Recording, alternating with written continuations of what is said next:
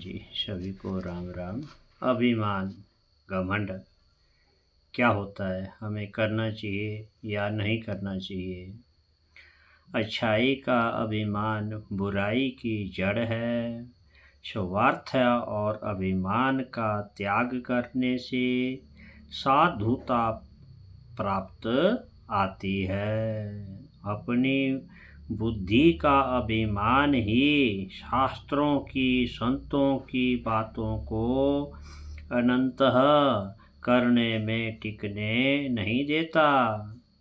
वर्ण आश्रम आदि की जो विशेषता है वह दूसरों की सेवा करने के लिए है, अभिमान करने के लिए नहीं है।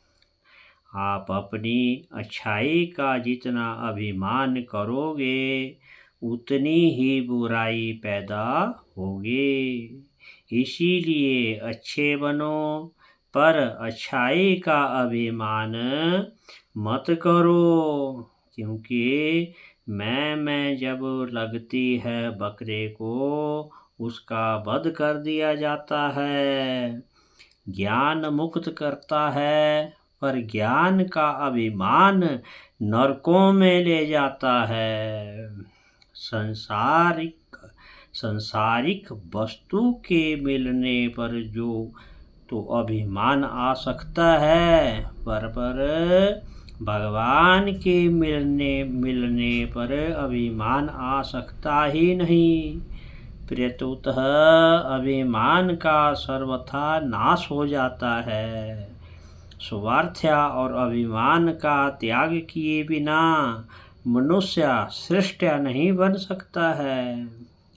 नहीं, जहाँ जाति का अभिमान होता है वहाँ भक्ति होनी बड़ी कठिन है, क्योंकि भक्ति स्वयं से होती है, शरीर से नहीं। परंतु जाति शरीर की होती है, स्वयं की नहीं, क्योंकि भगवान ने सबको एक समान इंसान पैदा किया हुआ है, कोई जाति पाति नहीं की हुई है। जब तक स्वार्थ और अभिमान है तब तक किसी के भी साथ प्रेम नहीं हो सकता है।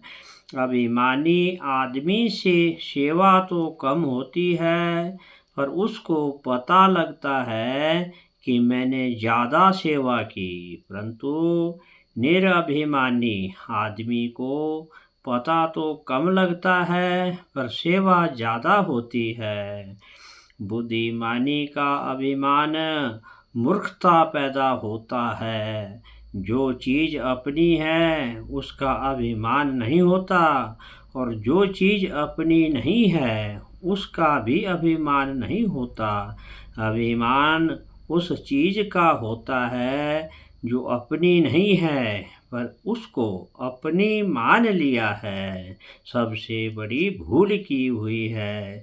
जितना जानते हैं उसी को पूरा मानकर जानकारी का अभिमान करने से मनुष्य नास्तिक बन जाता है और दुख ही दुख उठाता है। जितना जानते हैं उसमें संतोष ना करने से तथा जानकारी का अभाव खटकने से मनुष्य जिज्ञासु बन जाता है। जिस संप्रदाय, मत, सिद्धांत, ग्रंथ, व्यक्ति आदि में अपने स्वार्थ और अभिमान के त्याग की मूर्खता रहती है, वे महान सृष्टिया होते हैं। परंतु जिनमें अपने स्वार्थ और अभिमान की मुख्यता रहती है वे महान निकृष्ट होते हैं। तो प्रियजनों, कभी भी अभिमान मत करो। सर्व जीवात्माओं में भगवान का ही अंश है। हरि ओम तत्सत।